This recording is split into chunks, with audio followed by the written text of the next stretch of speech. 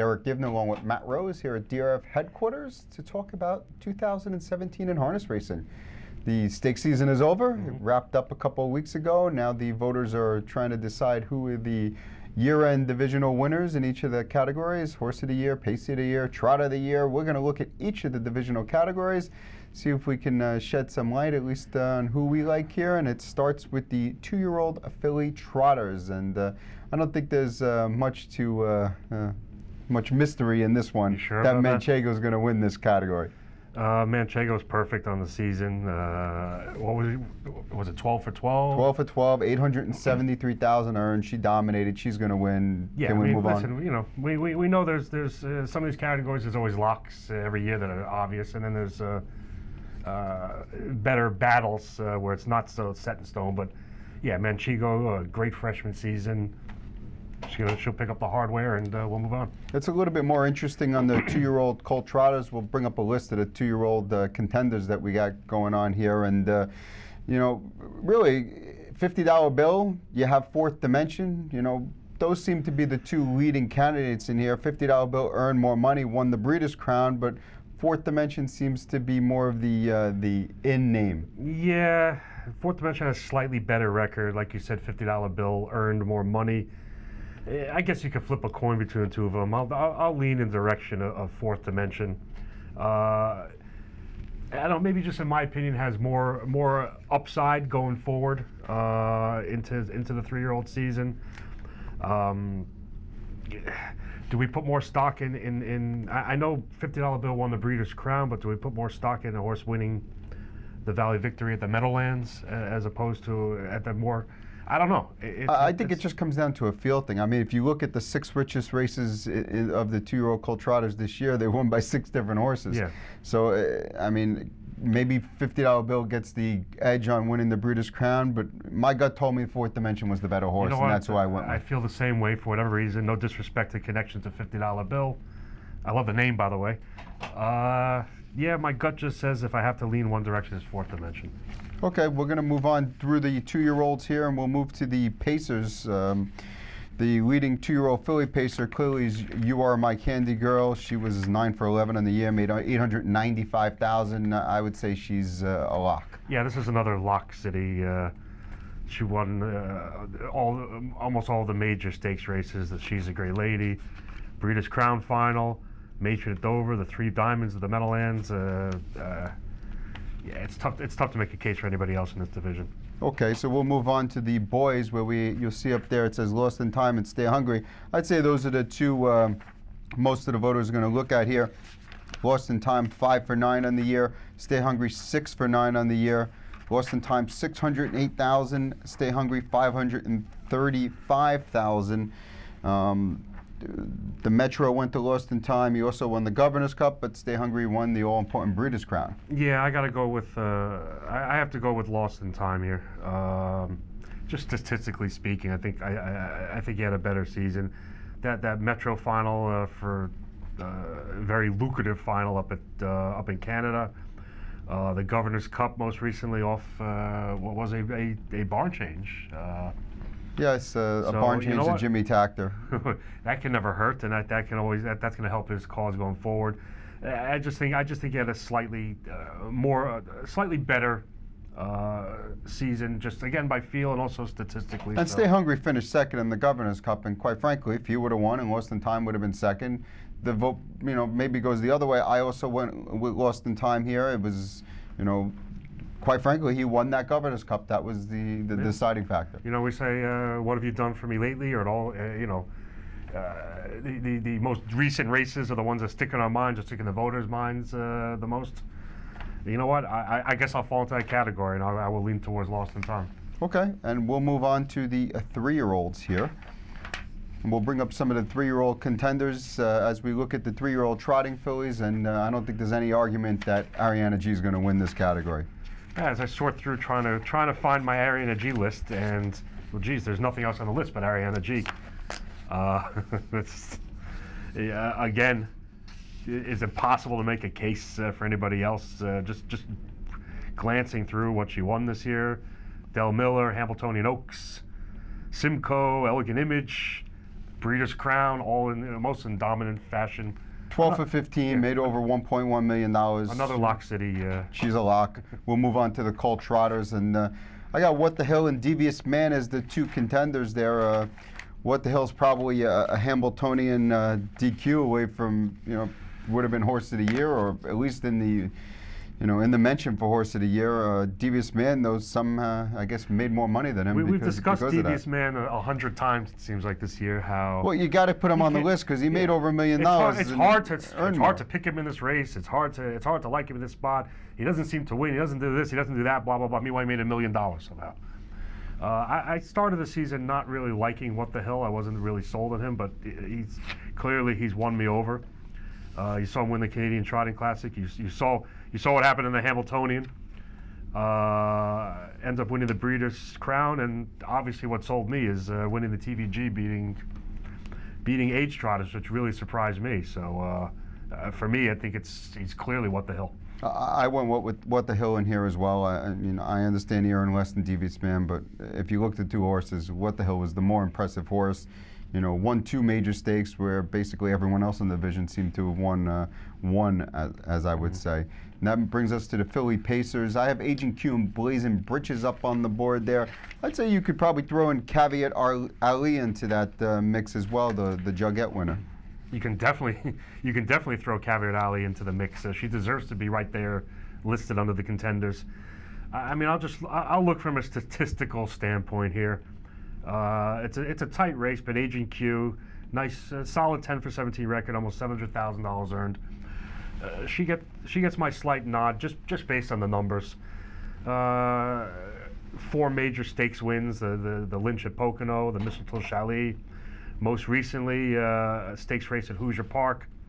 Won the Matron, and it's a tight race, and there's some good, quality fillies in a pretty open division. Just from a stat standpoint, she gets the slight edge. Yeah, I mean, listen, you can go a lot of different ways here. Agent Q made a little bit more money than Blazing Britches, no doubt, but Blazing Britches did win the Breeders' Crown. I mean, it's a complete toss-up here, and some people probably vote for Caveat Ali too, who actually split Blazing Britches and Agent Q in earnings, 77,000 here, and you look at what they won during the year, and obviously the Breeders' Crown went to Blazing Britches, but Agent Q closed out the season with a couple of wins where Blazing Britches packed it in already for the year, and when I believe she had surgery. That's what tips me kind of in Agent Q's corner. Those last 2 wins back in November, when helped her record, helped her earnings, and helped bump her up just enough. They also both paced 148.4 for their best for the year. You know what? I went back and forth on this. Originally, I had Agent Q as my pick, and I ended up switching it to Blazing Britches. And really, what it came down to is head-to-head. I looked at when they raced head-to-head, and Blazing Britches never lost to Agent Q from what I could see, and Agent Q lost to Blazing Britches a couple of times, and to me, that was the separator. Well, this is another one of those wide-open divisions where you can make a case for 2, 3, 4, 5 horses, but I'll go with the stats like I said, and I'll give the. So that's the first time we disagreed. Yeah, I guess so. We're going to move on to the 3-year-old Colt Pacers. We have Down by the Seaside, Fear the Dragon. To me, I think it's a slam dunk for Down by the Seaside. I mean, I don't see how he can lose the way he closed out the year. Yeah, we started this season with 3-year-old season with Down by the Seaside and Huntsville were the 2 big names. Fear the Dragon really comes out of nowhere and throws his name into the mix. Now Huntsville dropped out, and you're down to the 2 stablemates, Down by the Seaside and Fear the Dragon. Tough to take anything away from Fear the Dragon, but Down by the Seaside, just to finish off the year so strongly with 3 consecutive wins. The Monument Circle at Hoosier Park, the Matron, the Progress Pace, both at Dover. In really strong, dominant fashion. It looks fresher, looks fresher now than at the beginning of the year. You know what? He was involved early in the year. He was a factor in all the major stakes early in the year. He might not have won any of the big ones until August, but then after that he went on a run and he basically took home everything. I mean, the leading money winner, $1.6 million in the sport this year, and you got to do it all year long. And I feel like obviously Huntsville retired early because of injury, and Fear the Dragon was great early in the season. He won the North America Cup in the Hemp, but you got to do more. You got to last for the season. Yeah, if you look at a list that I'm looking at of the beginning of the year and the end of the year, I see bookends. I see the first major stakes race, the Rooney Pace, down by the seaside. The last major stakes race, the Progress Pace Final, down by the seaside. That's not easy to do. No, that's exactly to be what good I mean. in May and be good in November is not that easy to do. He absolutely deserves to be 3-0. Especially in that division where you were facing some really tough horses this year. So we're both going down by the seaside, and we're going to move on to the older divisions now, and we're going to look at the older trotters. And we have the mare trotters leading it off, and I think it's pretty obvious who's going to be the best mare trotter voted this year. Yeah, obviously Hannelore Hanover. From the mare standpoint, Hannelore Hanover. Again, really, there's really no competition there.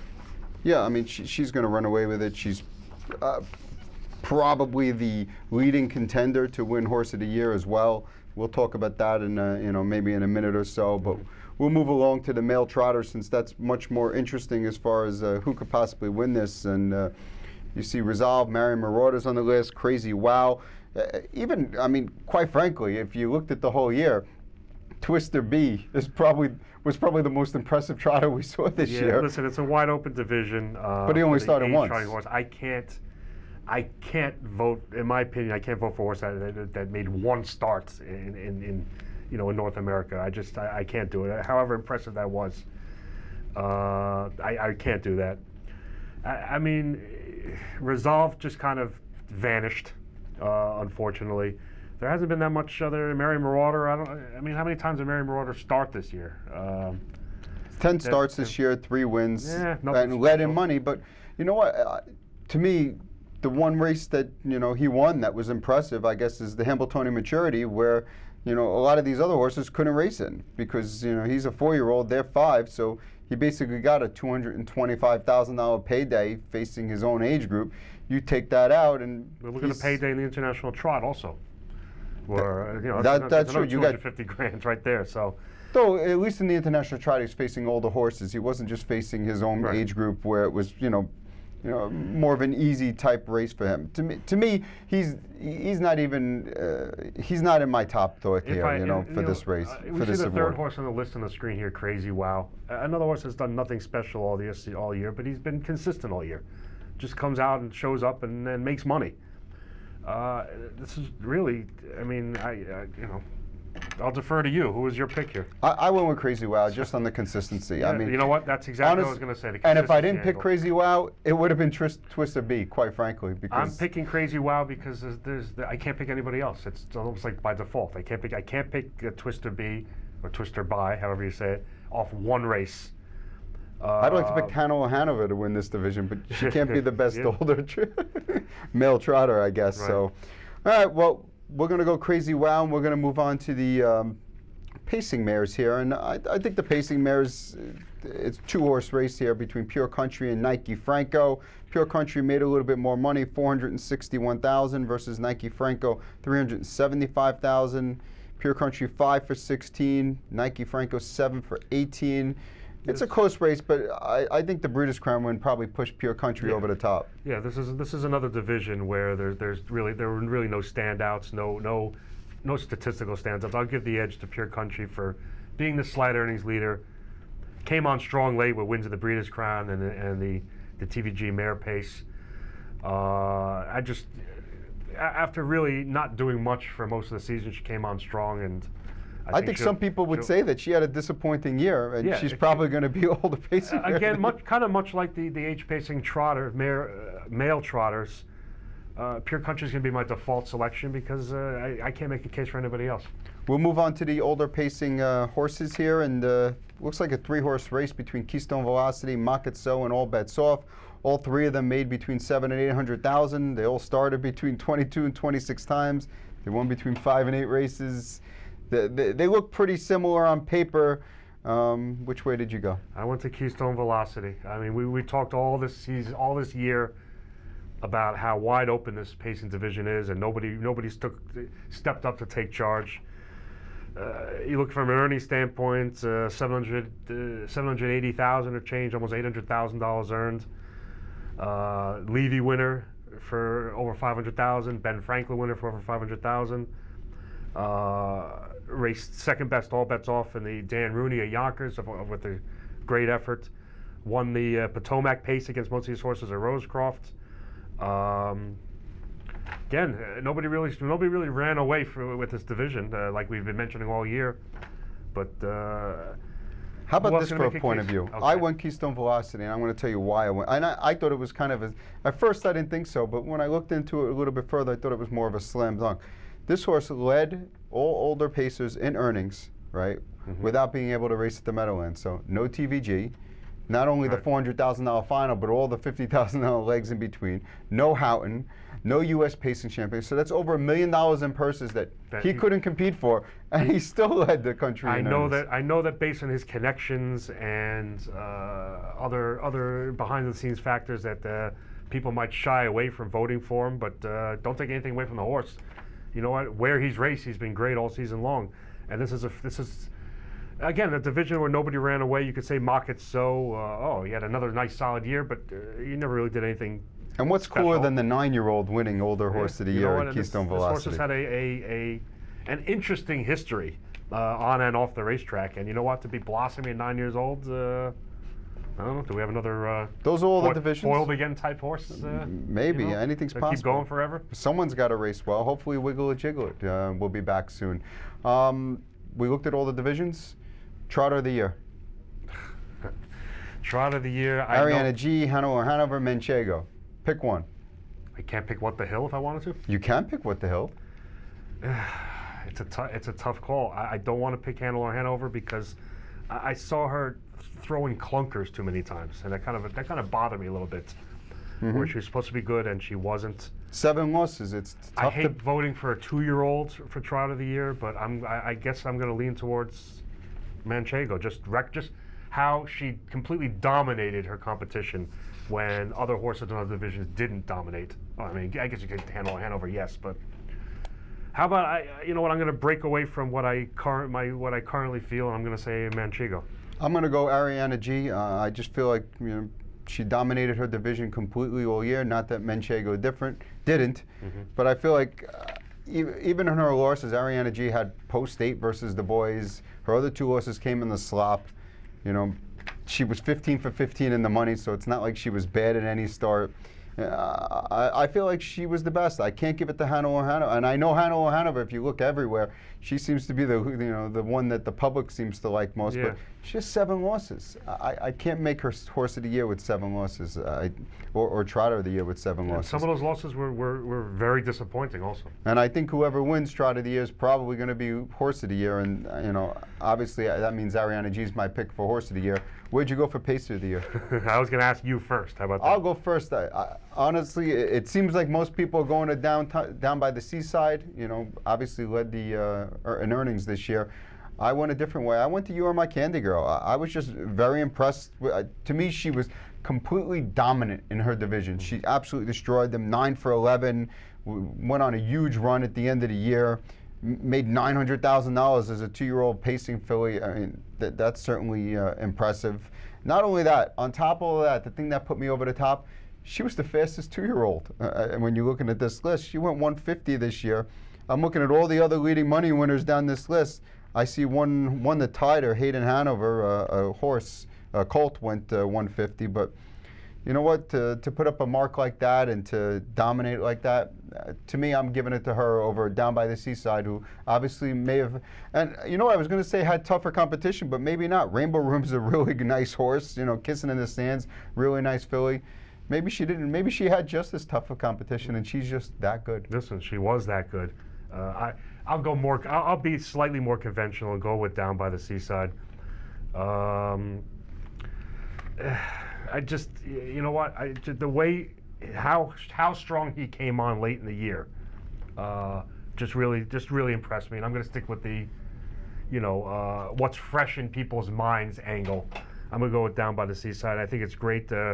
Trainer Brian Brown with Down by the Seaside and Fear the Dragon has just had a spectacular breakout year, and I think he deserves to get more attention, more of the national spotlight. I'll go him with Down by the Seaside or Manchego. Horse of the year for you? I'll say Down by the Seaside. Down by the Seaside. I've always been more partial to pacers, and I like a 3-year-old. over a 2-year-old. We got a Down by the Seaside for Horse of the Year. I'm going with Ariana G for Horse of the Year. We'll find out who all the divisional winners are, I believe, on Thursday, December 21st. The Pace of the Year, Trot of the Year, Horse of the Year, you're going to have to wait a little bit longer. Good. I think it's going to be a little bit of a surprise this year, which is nice. Yep. But that's 2017 stakes season. It's all over. We'll be back at it March for the Levy. We're only a few months away. Have happy holidays and happy New Year, and say goodbye, Matt.